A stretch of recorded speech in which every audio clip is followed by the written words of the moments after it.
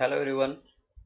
In this class, we'll continue with the process without chemical reaction and let us look at design problems related to drying operation where we come across simultaneous material balance as well as energy balance.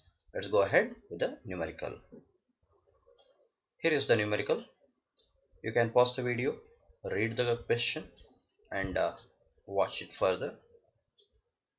I will explain the problem for you.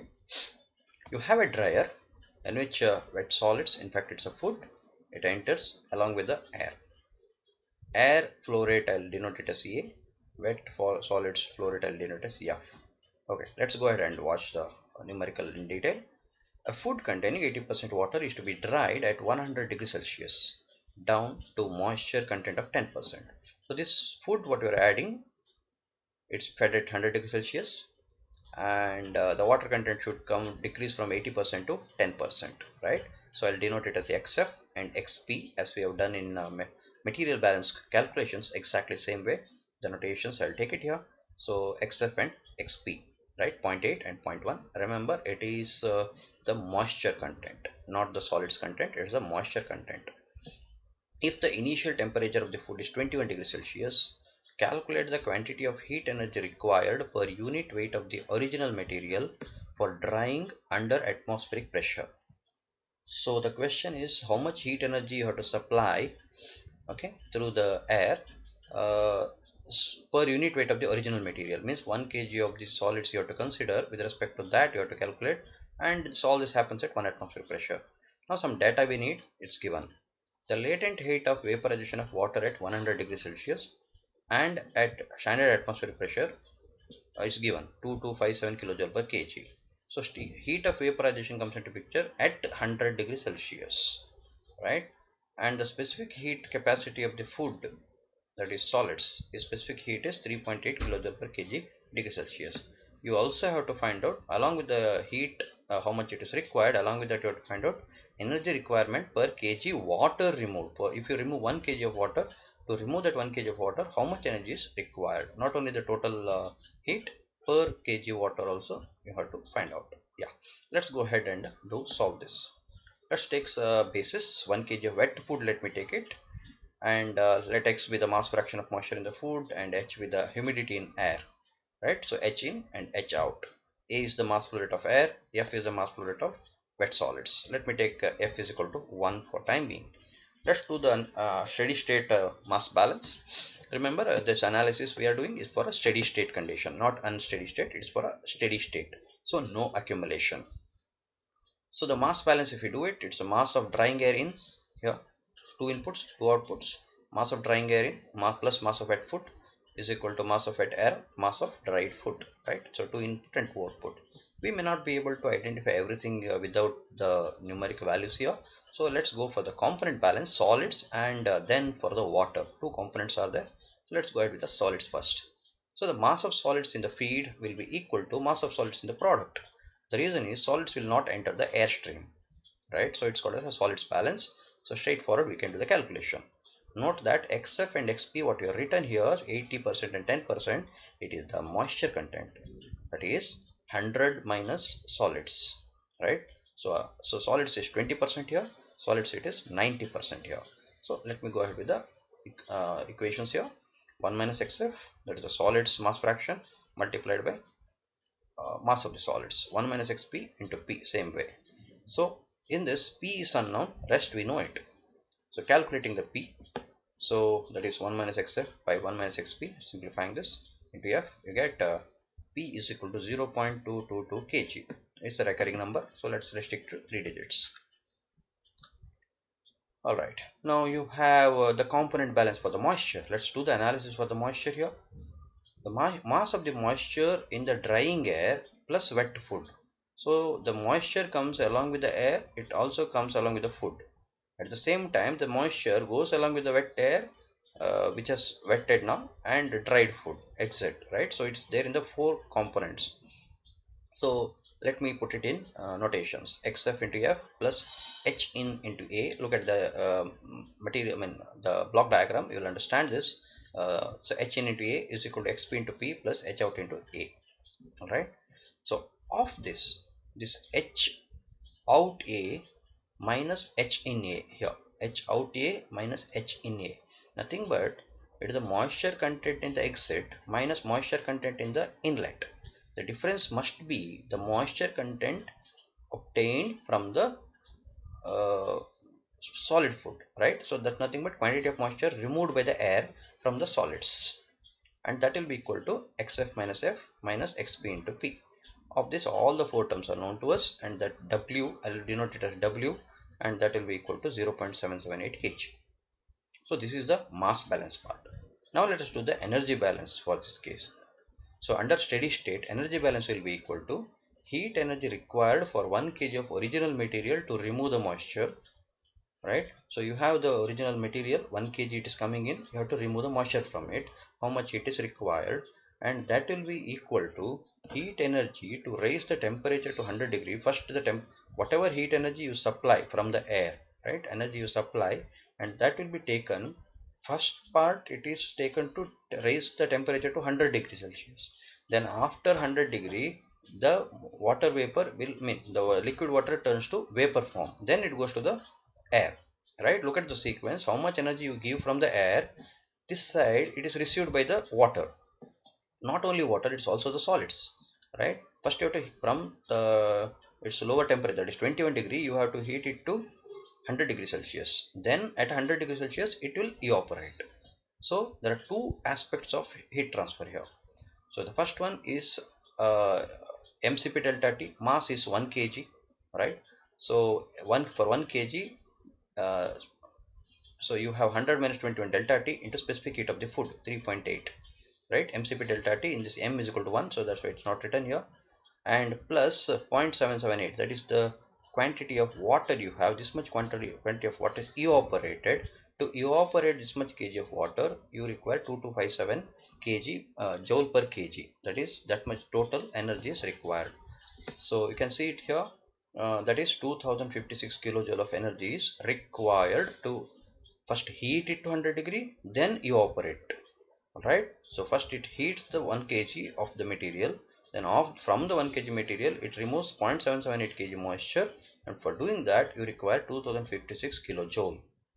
And remember, this is the total quantity of energy required. Whereas one more question is there, per kg of water how much energy is required? So that will be divided by 0.778. The reason is this energy is to remove 778 kg, 0.778 kg. For 1 kg you have to find out how much it is, that is 2643 kilojoule. So this much energy is required for removing 1 kg of moisture or water from the food.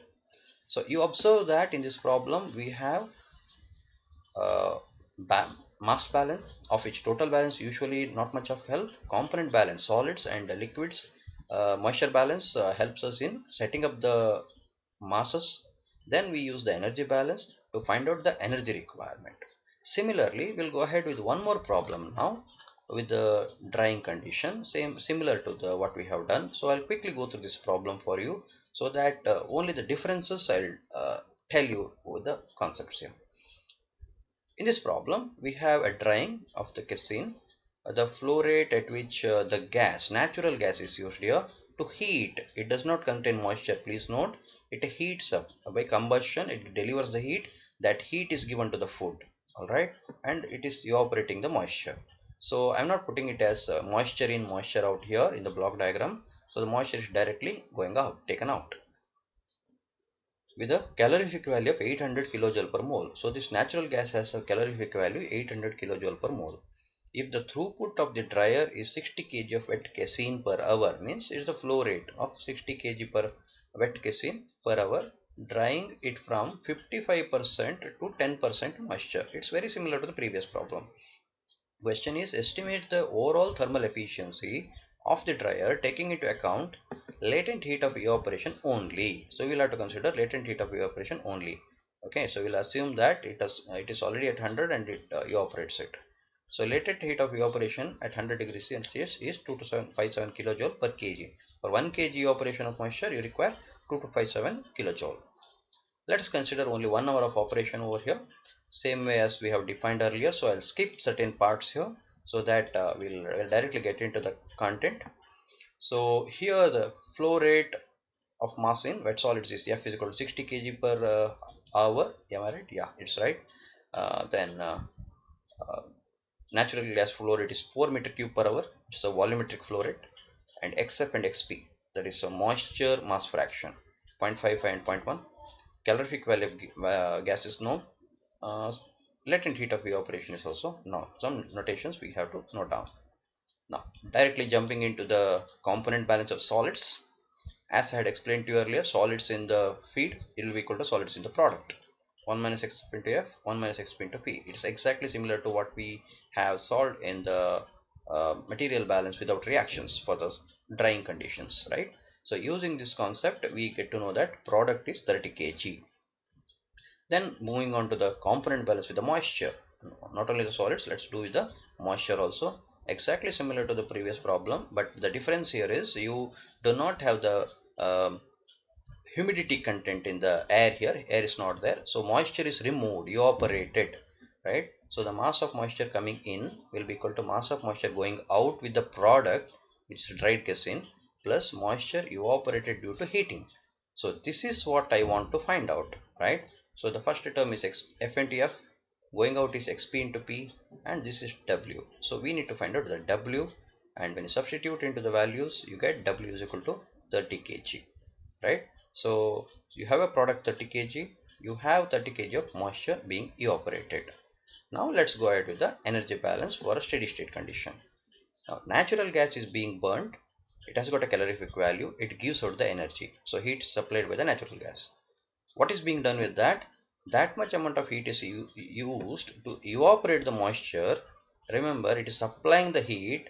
It may supply as much required or it may supply more than required, right? It is possible that it is supplying more than the required. So it is supplying, as this is the requirement for evaporation. Anything you give extra will be an excess of heat supplied. So this excess of heat supplied, how much it is, we don't know. Let's see that. Latent heat of evaporation here at 100 degrees Celsius for 1 kg of moisture evaporated, it is 2257 kilojoule. For 30 kg of moisture to evaporate, it is 6.8 into 10 power 4 kilojoule per hour. Okay, so it's a kilojoule per hour analysis, so you don't have to convert it to second, let it be in hour only, because in the basis is hour, per hour we have to take the analysis. Now we are using as natural gas, right? So we do not know the density and other data, so let us calculate the mass flow rate first. Why mass flow rate? The calorific value of gas is given in per mole, but we do not know how much mole is coming in here, right? We have to find out how much mole it is coming in here, but we know meter cube per hour, right? Let's try to convert some data here. Over here I'll consider this natural gas as an ideal gas. So I can calculate the molar volume of the gas. V is equal to RT by P. I'll use PV is equal to RT equation, right? So molar volume of the gas, I'll take it as RT by P. So it is 0.0224 meter cube per mole. 1 mole is equal to 0.224 meter cube. But here it's given 4 meter cube per hour, right? So 4 meter cube per hour means how much moles it is coming. I can relate it. For 1 mole, it is 0.0224 meter cube. For 4 meter cube, how much mole? So I can calculate, and it is 178.5 moles per hour.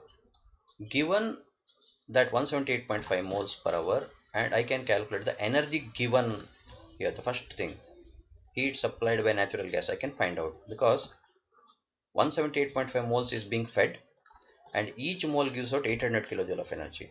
Total how much energy it can supply, that we can find out, right? So this is how much it is. Molar rate of gas multiplied by calorific value. This is the molar rate of gas, calorific value of gas, and we have some value. Remember, the extra is the excess heat given, more than what is given. Difference between this 14.28 and that 6.8 that was required. So the approximate thermal efficiency of dryer will be how much? How much you require divided by how much you supply. So that ratio on a percentage scale will be the efficiency. How much you are supplied. This is the quantity of energy supplied by the gas. This is the amount of energy required actually. You are given extra.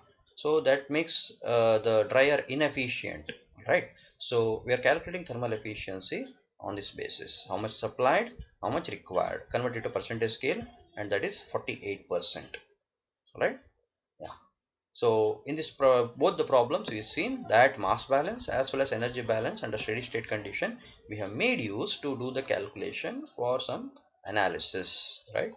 In two cases, we have first case we have seen uh, moisture in the air, right? The air is taking away the moisture. In the second case, we are seeing here that a natural gas is being burnt and that particular energy released is taking away the moisture. So air is not present here. It is the natural gas is burning externally, not directly, burning externally, and that heat is supplied. Due to that heating, right, it's a conventional heating. Because of that heating, moisture is removed. Yeah, that's it for this class. Thank you.